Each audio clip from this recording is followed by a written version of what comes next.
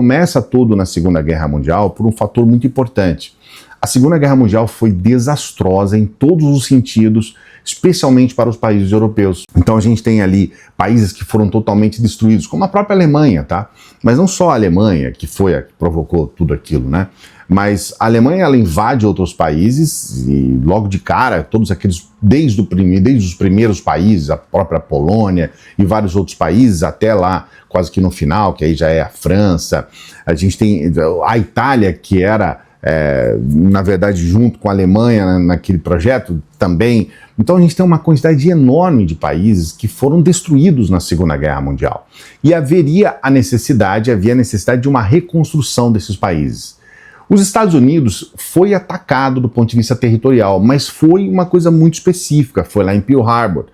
É claro que foi importante que houvesse esse ataque, porque ele desencadeou, praticamente ele acelerou o fim da Segunda Guerra, que foi o ataque a Pearl Harbor, que, a gente sabe, ele promoveu as bombas atômicas no Japão.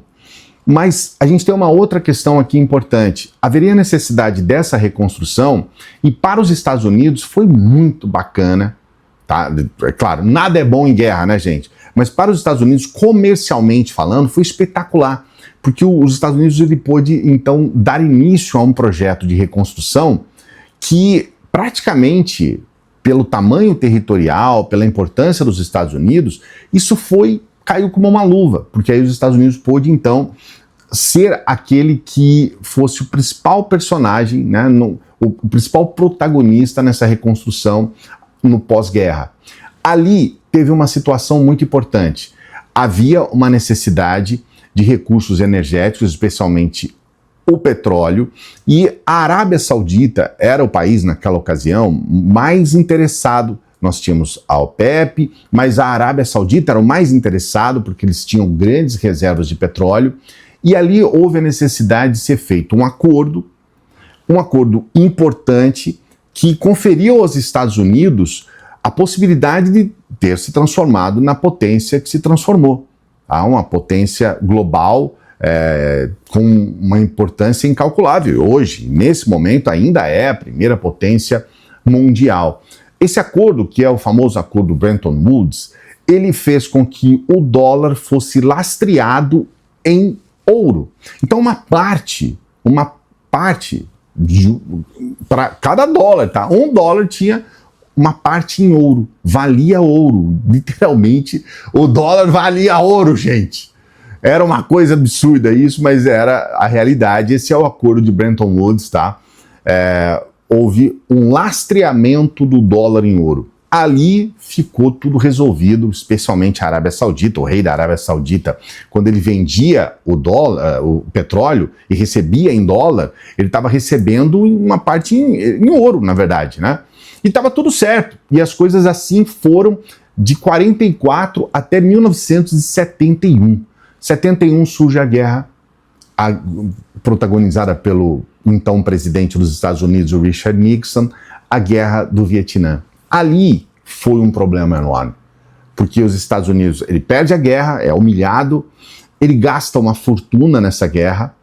Os Estados Unidos, ali no Vietnã, começa a aprofundar essa coisa de promover guerras e bombardeios e tudo mais, porque eles percebem também, como sempre foi, né, que toda guerra ele traz uma movimentação econômica, só que eles pisaram na bola, porque aí eles começaram a gastar muito, e aí houve uma mudança. O Richard Nixon, ele passa a dizer o seguinte: não temos mais lastro, a gente não tem mais ouro para a gente lastrear o dólar em ouro.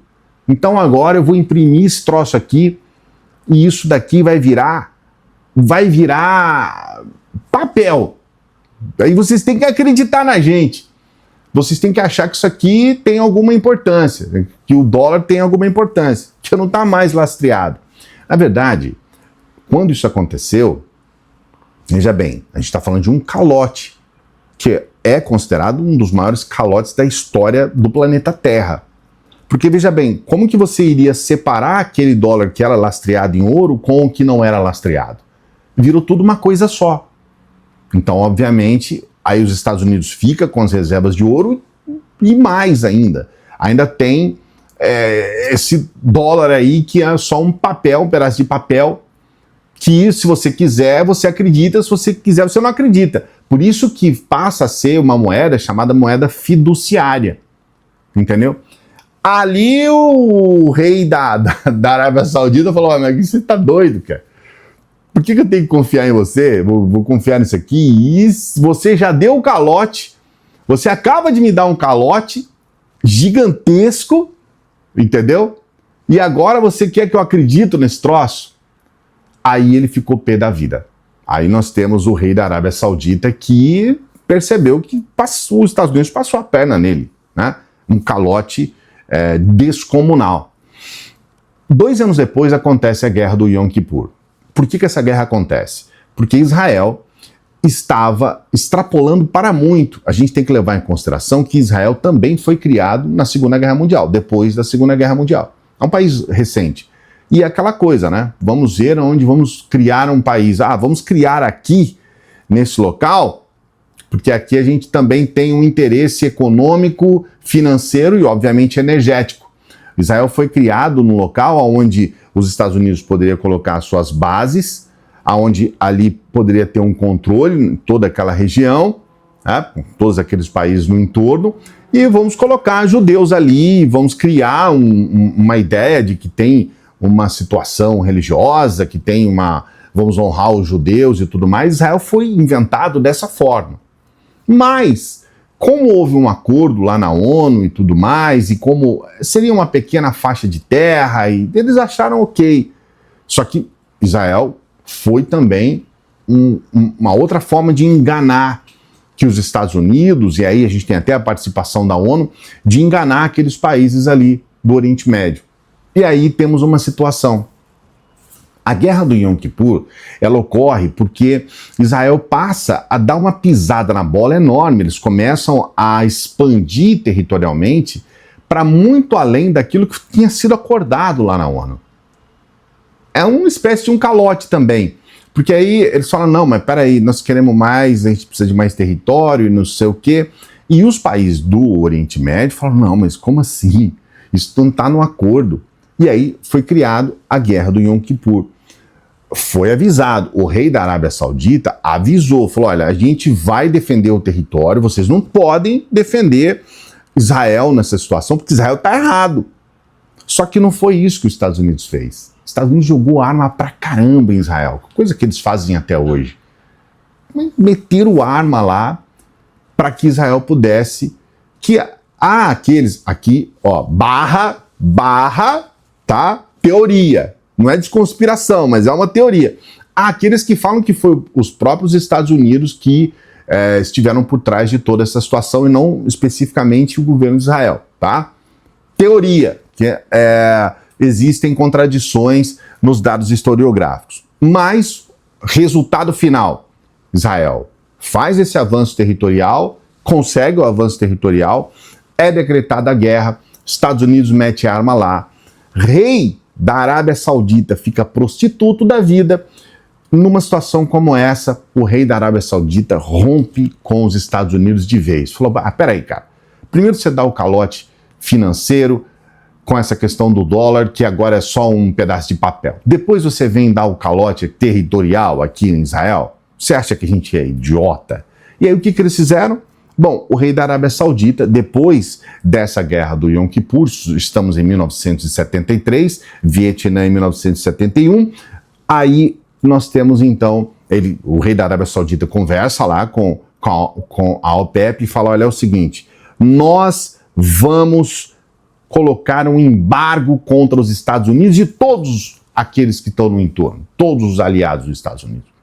Nós vamos aumentar o petróleo, tá? Porque se eles mandam no dinheiro, a gente manda no petróleo, então eles vão pagar o que a gente quer que eles paguem, tá?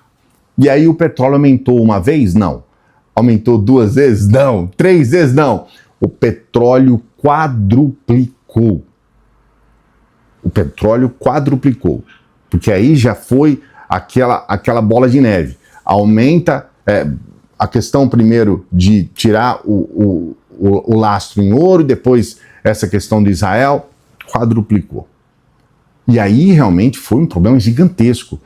Naquela época, 73, eu estava com 2 aninhos, as coisas começaram a ficar muito complicadas porque aumentou fila na porta de posto de combustível na Europa inteira, tragédia, Estados Unidos, tudo caro, tudo maluco.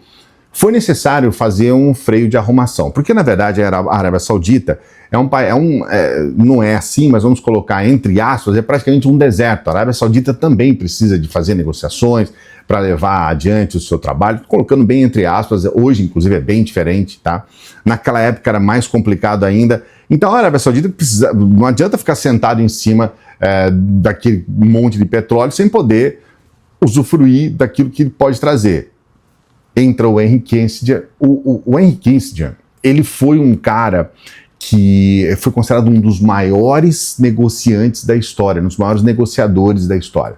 Ele começa a fazer reuniões com o rei da Arábia Saudita e tudo mais, e aí eles criam uma nova forma de criar um novo lastro para o dólar e ter uma nova forma de negociação que dê para todo mundo, para a Arábia Saudita manter o seu poder, um país riquíssimo, que é uma coisa assustadora, a Arábia Saudita, até hoje, e para que os Estados Unidos pudessem manter essa hegemonia que ele tinha antes.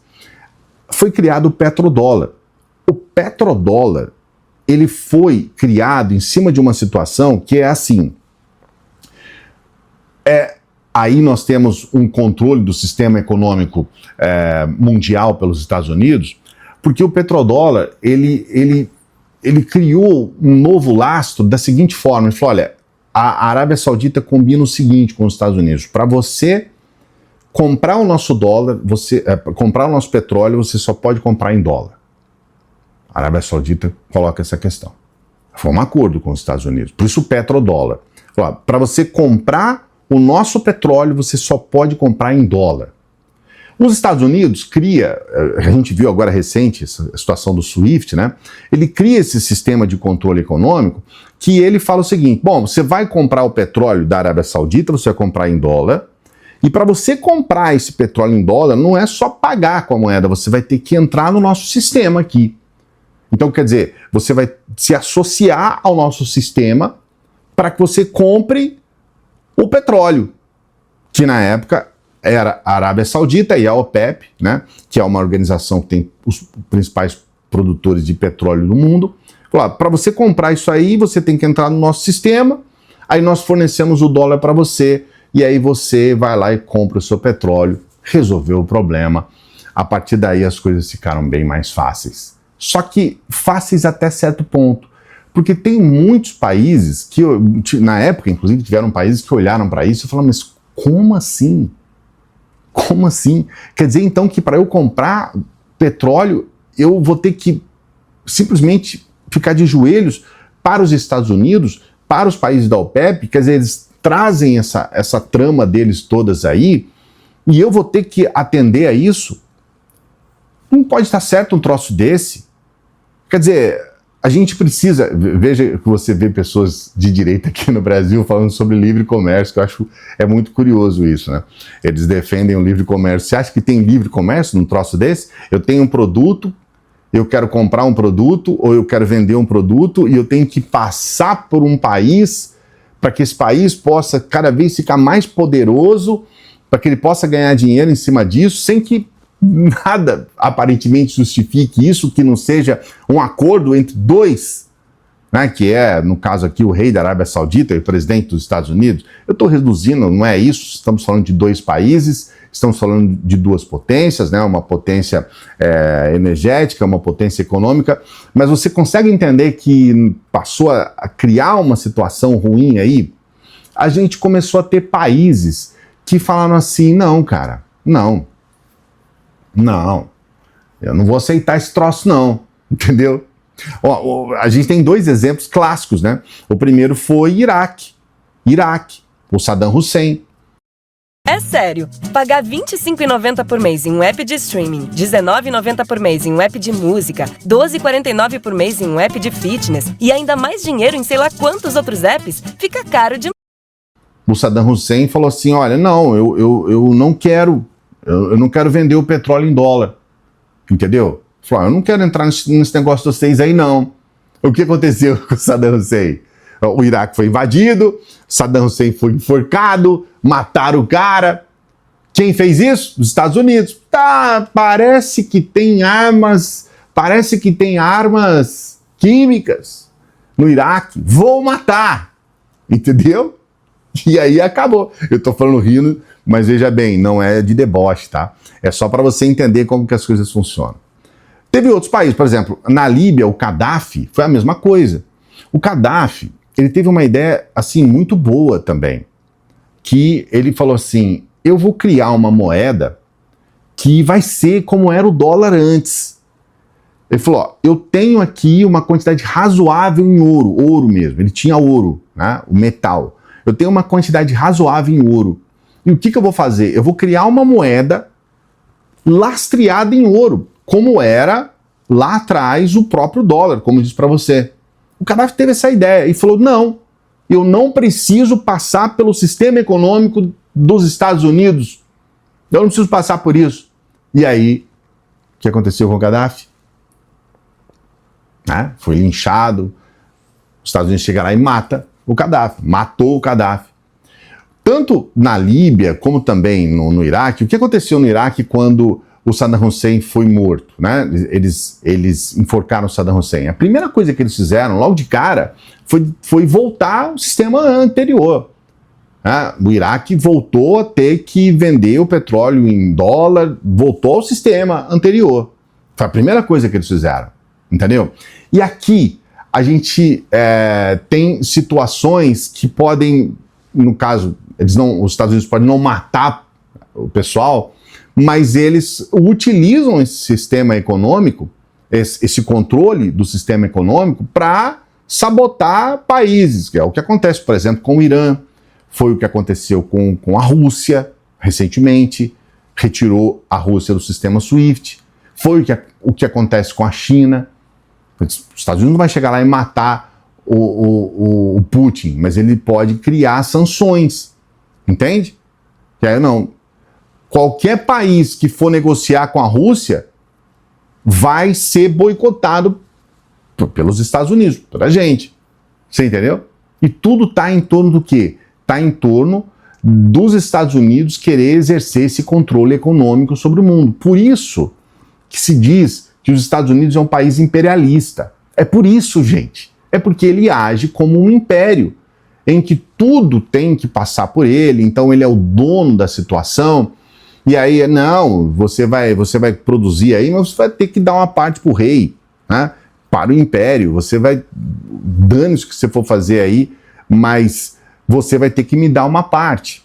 Esse sistema imperialista. Eu estava vendo aqui aquele veículo chamado Meio, que tem um pessoal lá que é de direita, mas não é a direita bolsonarista, é a direita limpinha. E a moça dizendo assim, eu não aguento mais falar sobre o imperialismo yankee, sobre os Estados Unidos imperialista. Falo, cara, mas assim, para que não seja mais dito isso, os Estados Unidos têm que perder essa coisa de ser imperialista, tá? Só quero falar isso para você. Mas, na verdade, isso não está acontecendo. O que a gente está vendo agora na Venezuela é a confirmação disso. A Venezuela, a gente tem que levar em consideração alguns fatores aqui. A Venezuela é hoje a maior reserva de petróleo do mundo.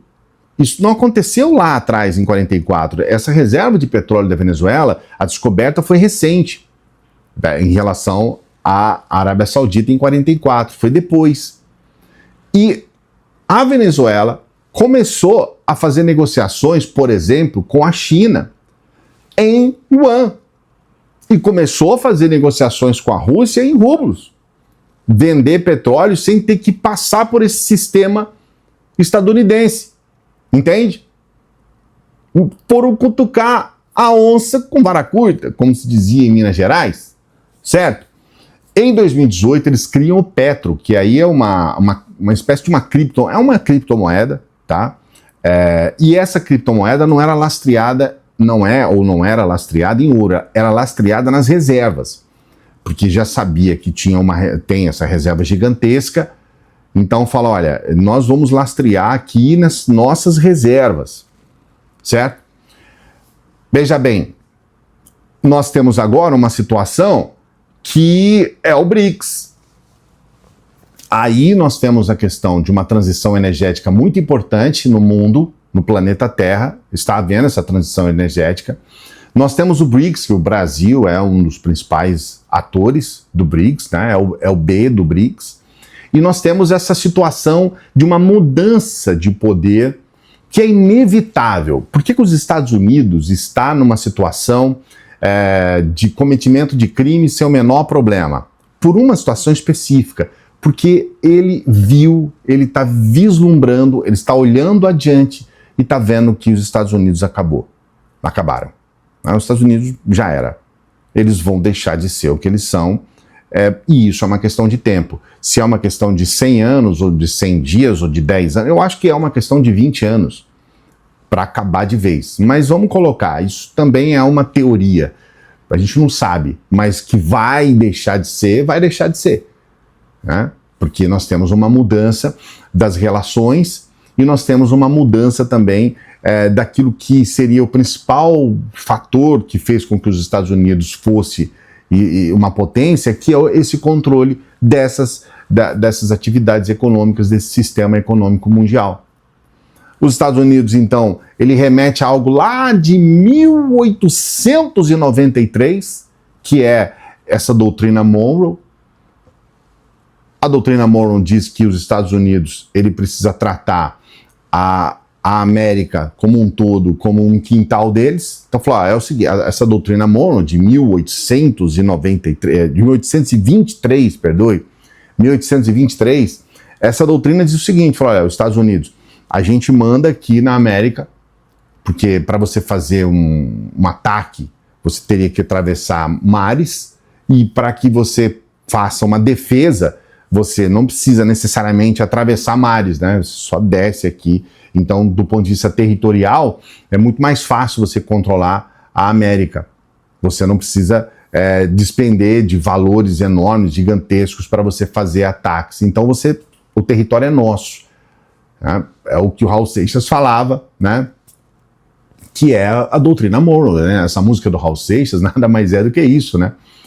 Que é a música Aluga-se, do Raul Seixas, né?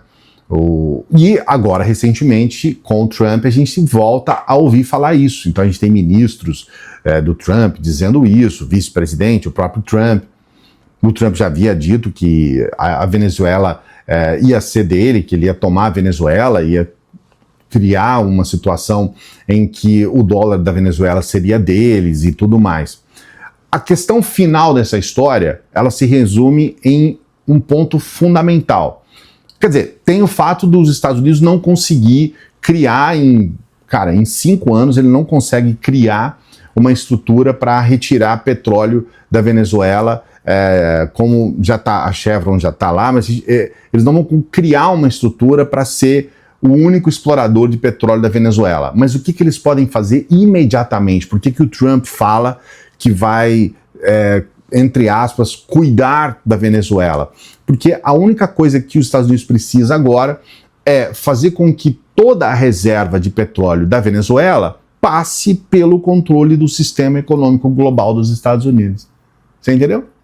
A única coisa... Fala, cara, pode ferver aí com o petróleo de vocês, passando pela gente, tá tudo certo. Que é o interesse dos Estados Unidos. E eles passam a ter novamente esse controle sobre a maior reserva de petróleo do mundo hoje, que está na Venezuela, o controle financeiro, e eles vão passar novamente a estender por mais um período esse controle financeiro que faz com que os Estados Unidos seja essa grande potência. Eu sei que é muito complexo o que eu apresentei aqui para você, eu sei que tem muitos fatores, a gente sabe que é uma coisa mais difícil de entender no primeiro momento, por isso esse vídeo é um vídeo que você pode repetir, que você pode assistir novamente e entender.